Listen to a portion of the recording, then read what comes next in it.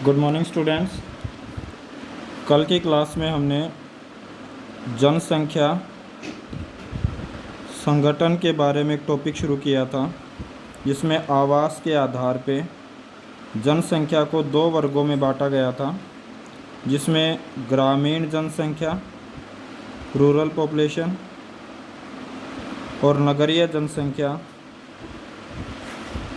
इन दो भागों में बांटकर हमने उसका डिटेल में अध्ययन किया था। आज की जो क्लास है उसका हमारा टॉपिक रहेगा नगरीकरण, अर्बनाइजेशन।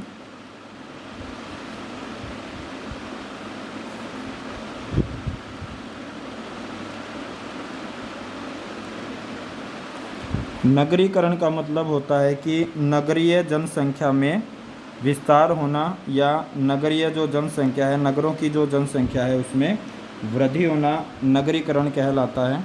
तो नगरीकरण जो है उससे रिलेटेड टॉपिक, इसमें रीजनल वेरिएशन हम तैयार करेंगे, क्षेत्रीय भिन्नताएं। क्षेत्रीय भिन्नताओं से संबंधित आज का हमारा टॉपिक है कि नगरीकरण में किस राज्य में ज़्यादा और कम और कितने राज्य ऐसे हैं जहाँ पर नगरीकरण अधिक पाया जाता है। इसमें फर्स्ट जो पॉइंट रहेगा, राज्य स्तर पर अगर हम नगरीकरण की बात करते हैं तो गोवा में सबसे ज़्यादा नगरीकरण पाया जाता है। गोवा में नगरीकरण सर्वाधिक पाया जाता है और वो तकरीबन 62.71% के साथ गोवा भारत में सबसे अधिक नगरीकृत राज्य है। इसके बाद जो स्थान आता है तमिलनाडु, भी दक्षिणी भारत का सबसे अत्यधिक नगरीकृत राज्य है और यहाँ पर तकरीबन 48.45% जनसंख्या नगरों में निवास करती है। इसके बाद स्थान आता है महाराष्ट्र का। महाराष्ट्र में 45.2% जनसंख्या। गुजरात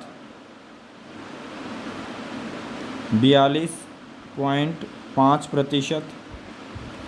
कर्नाटक 38.5%। पंजाब 37.4% जनसंख्या 37.5% जनसंख्या नगरों में निवास करती है। ये जो राज्य हैं गोवा, तमिलनाडु, महाराष्ट्र, गुजरात, कर्नाटक और पंजाब, कुल मिलाकर 1/3 जनसंख्या जो है वो नगरों में निवास करती है। 1/3 जनसंख्या नगरों में पाई जाती है। ठीक है, तो ये राज्य, इसमें सबसे गोवा सबसे ज़्यादा जो है, गोवा ये इम्पोर्टेंट है। दूसरा जो हमारा पॉइंट रहेगा, सबसे कम नगरीकृत राज्य कौन कौन से हैं, उनमें सबसे कम जो नगरीकरण जिसमें सबसे कम पाया जाता है वो राज्य है हिमाचल प्रदेश। सबसे कम हिमाचल प्रदेश में ज़्यादातर जनसंख्या गाँव में रहती है, तो हिमाचल प्रदेश में नगरीकरण सबसे कम पाया जाता है, जो कि 10.04% के अप्रोक्स है। ठीक है, इसके अलावा हिमाचल प्रदेश के साथ साथ जो कम नगरीकृत राज्य हैं बिहार, सिक्किम, असम, ओडिशा,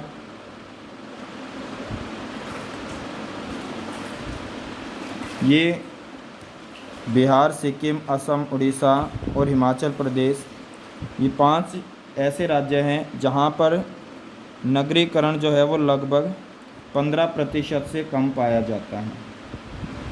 इसके अलावा जो भारत का औसत है, तीसरा पॉइंट आएगा, भारत का जो औसत है, नगरीकरण का जो औसत पाया जाता है उसके अप्रोक्स जो राज्य पाए जाते हैं उसके आसपास, उसमें है जम्मू कश्मीर, उत्तराखंड, राजस्थान, आंध्र प्रदेश, केरल। ये राज्य हैं जहाँ पर नगरीकरण या नगरीय जनसंख्या का प्रतिशत भारत की औसत नगरीय जनसंख्या से कम पाया जाता है। लगभग भारत की औसत है 31.16%, इससे कम नगरीय जनसंख्या यहाँ पर पाई जाती है। नेक्स्ट पॉइंट आ जाएगा, इसके अलावा सबसे अधिक नगरीकृत वाले जो राज्य हैं या केंद्र शासित प्रदेश हैं, उनमें दिल्ली में नगरीकरण सबसे अधिक 97.5% जनसंख्या नगरों में निवास करती है। और दूसरा जो स्थान आता है वो है चंडीगढ़ का। चंडीगढ़ में जनसंख्या जो नगरों में रहती है वो है 97.25%। तो ये दो केंद्र शासित प्रदेश हैं जहाँ पर सबसे अधिक नगरीकरण है। और दूसरी ओर जहाँ पर नगरीकरण सबसे कम पाया जाता है वो क्या है, अंडमान निकोबार। अंडमान व निकोबार, यहाँ पर नगरीकरण कम पाया जाता है। तकरीबन यहाँ पे 35% जनसंख्या नगरों में निवास करती है। ठीक है, नेक्स्ट पॉइंट रहेगा हमारा, भारत की कुल नगरीय जनसंख्या का आधे से अधिक जनसंख्या जो नगरों में रहती है वो 5 मुख्य राज्य हैं जहाँ पर तकरीबन 50% से अधिक जनसंख्या नगरों में निवास करती है। और वो राज्य हैं महाराष्ट्र, उत्तर प्रदेश, तमिलनाडु, पश्चिम बंगाल, आंध्र प्रदेश। ये 5 राज्य हैं, महाराष्ट्र, उत्तर प्रदेश, तमिलनाडु, पश्चिम बंगाल और आंध्र प्रदेश, जहाँ की लगभग 50% से अधिक जनसंख्या नगरों में निवास करती है। नेक्स्ट पॉइंट रहेगा पॉइंट नंबर 6, अन्य जो 5 राज्य हैं जिसमें तकरीबन 1/4 या 25% जनसंख्या नगरों में निवास करती है। वो 5 राज्य हैं मध्य प्रदेश, गुजरात, कर्नाटक, बिहार, राजस्थान। ये 5 राज्य हैं जहाँ पर कुल मिलाकर 25% जनसंख्या नगरों में निवास करती है। ये जो 10 राज्य हैं, 7th पॉइंट आ जाएगा, एक तो लास्ट वाले जो 50 हमने पढ़े थे प्लस 25% ये, तो कुल मिलाकर ये जो 10 राज्य बनते हैं, ठीक है, जो ऊपर हमने पढ़े हैं, ये जो 10 राज्य हैं ये कुल मिलाकर 3/4 जो है जनसंख्या पूरे भारत की कवर करते हैं। मतलब 75% जनसंख्या इन 10 राज्यों में निवास करती है। बाकी जितने राज्य बचे हैं उसमें लगभग 25% जनसंख्या नगरों में निवास करती है, 25% से भी कम। ठीक है, तो ये हमारे पॉइंट रहेंगे जो कि नगरीकरण में है। एक बार हम दोबारा रिवाइज़ कर लेते हैं। टॉपिक है नगरीकरण और इसमें क्षेत्रीय भिन्नताओं के बारे में। गोवा सबसे अधिक नगरीकृत है, इसके अलावा सबसे अधिक नगरीकृत राज्य ये वाले हैं। दूसरे पॉइंट में सबसे कम नगरीकृत राज्य है हिमाचल प्रदेश। बाकी जहाँ पर कम नगरीकरण पाया जाता है वो ये 4 राज्य और हैं। भारत का जो राष्ट्रीय औसत है 31.16%, जो कि भारत की नगरीय जनसंख्या है 2011 के अनुसार। तो यहाँ पर जो नगरीय जनसंख्या पाई जाती है उसके आसपास की जो जनसंख्या है वो इन राज्यों में पाई जाती है। दिल्ली केंद्र शासित प्रदेश, चंडीगढ़ केंद्र शासित प्रदेश, इसमें सबसे अधिक नगरीय जनसंख्या पाई जाती है। सबसे कम है अंडमान निकोबार में 35%। 50% से अधिक नगरों में निवास करने वाली जनसंख्या है महाराष्ट्र, उत्तर प्रदेश, तमिलनाडु, पश्चिम बंगाल और आंध्र प्रदेश। इसके अलावा 25% से अधिक जनसंख्या के आसपास जो है वो मध्य प्रदेश, गुजरात, कर्नाटक, बिहार और राजस्थान, दोनों मिलाकर ये जो 10 राज्य हैं, जो पिछले वाले और ये जो 10 राज्य हैं, 5 ये, तो 10 राज्य कुल मिलाकर 75% जनसंख्या कवर करते हैं। ये किस में आ जाएगा? नगरीकरण वाले में। ठीक है, तो हम जो पढ़ रहे हैं वो जनसंख्या टॉपिक जो हमारा चला हुआ है, जनसंख्या संगठन से संबंधित क्वेश्चन है, जिसमें आवास के आधार पे जनसंख्या को 2 वर्गों में बांटा गया था, ग्रामीण, नगरीय। और नगरीय का फिर हमने नगरीकरण के बारे में इसका क्षेत्रीय विश्लेषण हमने किया, जो कि ऊपर वाले क्वेश्चन में हमने तैयार किया था। इसके बाद अगला जो संगठन है उसको कहते हैं भाषाई संगठन। भाषाई संगठन on the basis of language. तो भाषा जो होता है, भाषा के आधार पे जो जनसंख्या है उसको तकरीबन 4 परिवारों में बांटा गया है। ठीक है, we can classify languages of India into 4 groups. 4 जो भाग हैं उनमें बांटा जाता है। जो सबसे पहला आता है वो है ऑस्ट्रिक, पहला जो परिवार है। इसमें हम भाषाई परिवारों के बारे में अध्ययन करेंगे। इसमें लैंग्वेज जो फैमिली है उसके बिहाव पे इसको डिवाइड किया जाता है। तो पहला जो परिवार है उसको कहते हैं ऑस्ट्रिक परिवार।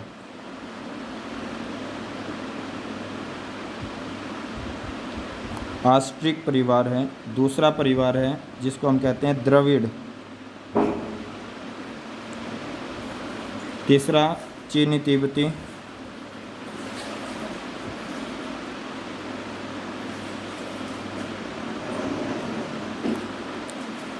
और चौथा जो परिवार है वो है भारतीय यूरोपीय परिवार। इन 4 परिवारों में भाषा के आधार पर जनसंख्या को बांटा जाता है। एक एक करके हम अध्ययन करेंगे। सबसे पहला जो परिवार आता है उसको कहते हैं ऑस्ट्रिक परिवार। यह पूरे भारत में तकरीबन 1.38% भाग पर फैले हुए हैं।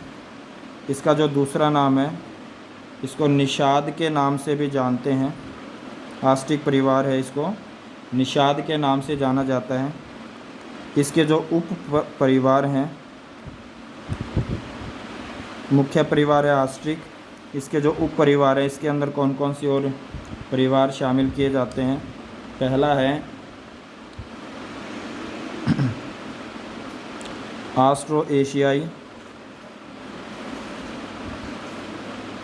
दूसरा जो परिवार है वो है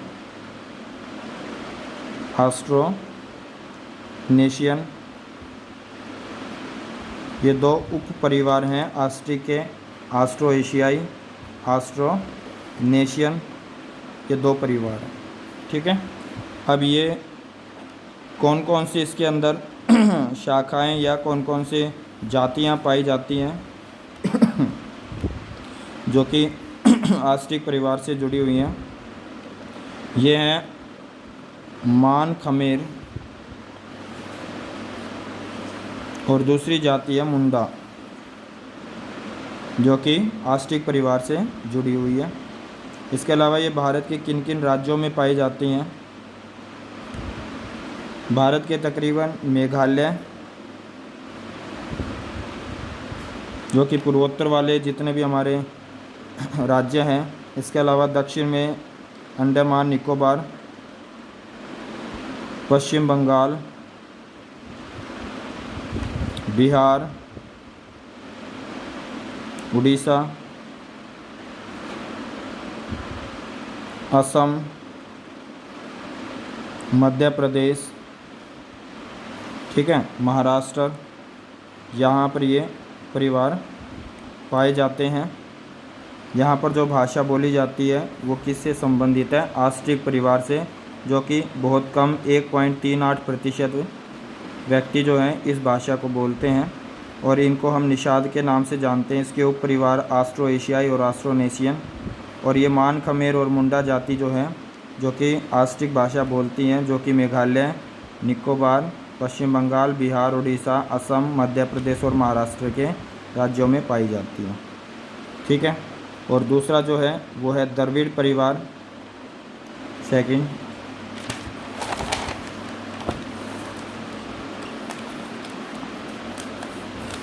दूसरा जो परिवार आता है उसको कहते हैं द्रविड़। ये तकरीबन 20% भाग पर फैले हुए हैं, या 20% जनसंख्या जो है वो द्रविड़ परिवार से संबंध रखती है। इसका कोई भी उप परिवार नहीं है, ठीक है। कौन कौन सी शाखाएं इसके अंदर आ जाती हैं, कौन कौन से जो जातियां हैं वो इनको बोलती हैं, वो है दक्षिण द्रविड़, मध्य और द्रविड़, उत्तर द्रविड़।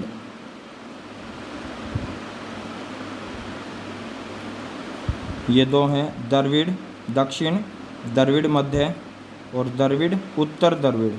ये दो शाखाएं हैं, वर्ग हैं, जो कि यहाँ पर द्रविड़ भाषा को बोलते हैं। और ज़्यादातर दक्षिण भारत का जो एरिया है, दक्षिण भारत के जो राज्य हैं उसमें ये भाषा बोली जाती है, जैसे तमिलनाडु, कर्नाटक, केरल, आंध्र प्रदेश, मध्य प्रदेश, उड़ीसा, महाराष्ट्र, कुछ पूर्व के भी राज्य हैं, जैसे एक तो उड़ीसा ही आ गया इसमें, एक बिहार है, पश्चिम बंगाल, मध्य प्रदेश, ठीक है। ये राज्य हैं जहाँ पर द्रविड़ परिवार के लोग निवास करते हैं, और जो कि तकरीबन 20% भाग पर 20% व्यक्ति जो हैं वो द्रविड़ भाषा को बोलने वाले होते हैं। तीसरा जो परिवार है, 4 परिवार हैं हमारे, तो उनमें से तीसरा परिवार चीनी तिब्बती परिवार।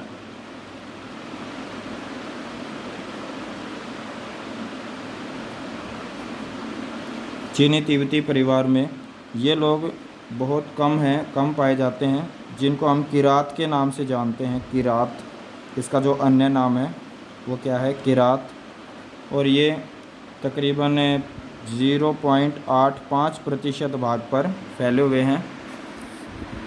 0.8% भाग पर ये, मतलब 0.8% व्यक्ति जो हैं वो चीनी तिब्बती भाषा को बोलने वाले हैं। इसका जो उप परिवार है वो 2 हैं। पहले का नाम है तिब्बती म्यांमारी, और दूसरा जो उप परिवार है वो है सियामी चीनी। तो उप परिवार इनके तिब्बती म्यांमारी और सियामी चीनी, ये 2 उप परिवार हैं। ये कौन कौन से जातियां हैं, शाखाएं कहाँ कहाँ पर हैं, मतलब कौन से लोग हैं जो इनको जातियों को, कौन कौन सी जातियां हैं जो ये भाषा जो है उसको बोलते हैं, उसमें है तिब्बती हिमालयी,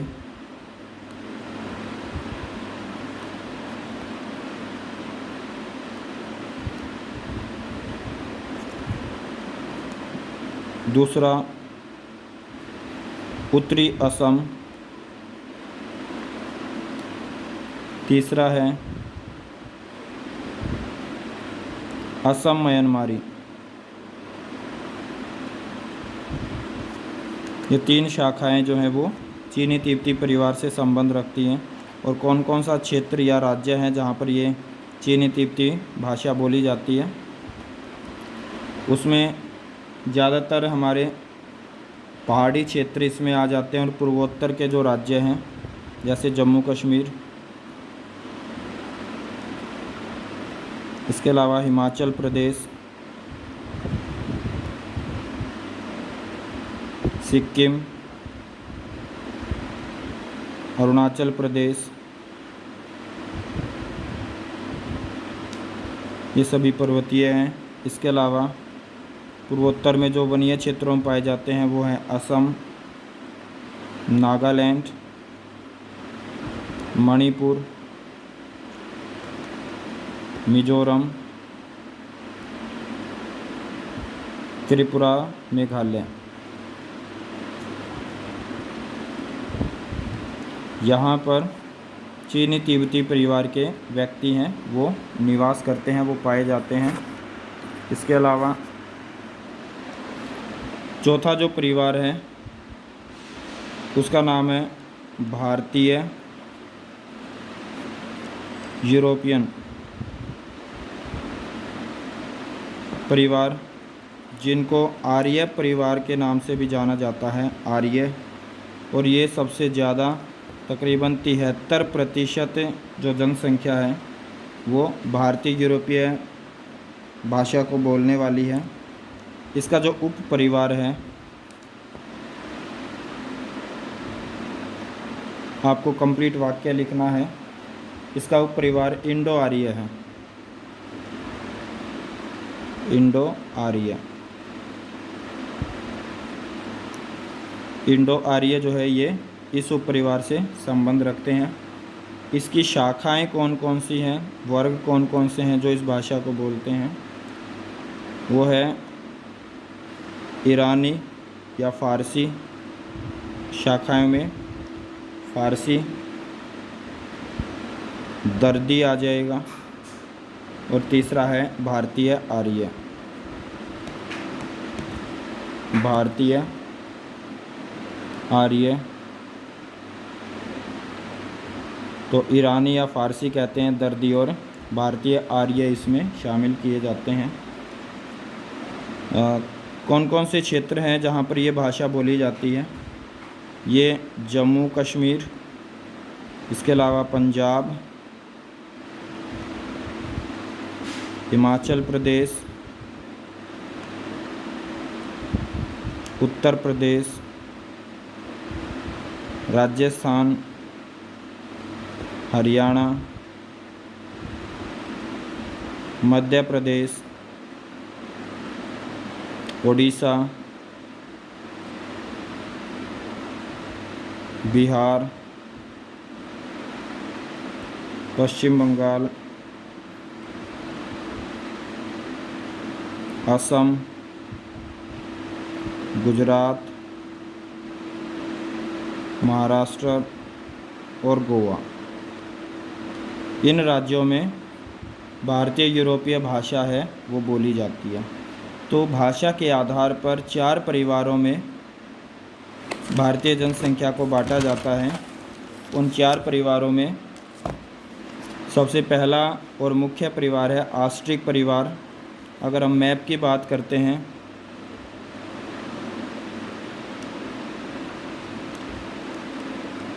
जो ऑस्ट्रिक परिवार है, ये जो एरिया है यहाँ पे ये ऑस्ट्रिक परिवार से जुड़ा हुआ है, क्योंकि आप एक तरीके से याद रख सकते हैं कि जो ऑस्ट्रिक का मतलब इधर जो ऑस्ट्रेलिया की साइड में लगने वाले जो स्टेट हैं वो ऑस्ट्रिक परिवार में आते हैं।